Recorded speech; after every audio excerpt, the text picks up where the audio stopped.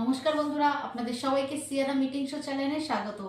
আপনারা সবাই কেমন আছেন? নিশ্চয়ই ভালো আছেন। ভোটের দিনে সবাই ঘরে।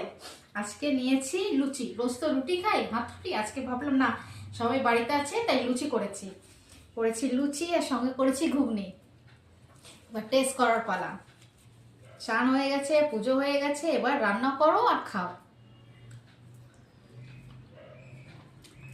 এক নম্বর রান্না হয়েছে, শুধু একটু নারকেলের কম। নারকেল থাকলেই বাস। খুব সুন্দর হয়েছে রান্নাটা। আমি করেছি বলে বলছি না, রান্নাটা ভালো হয়েছে।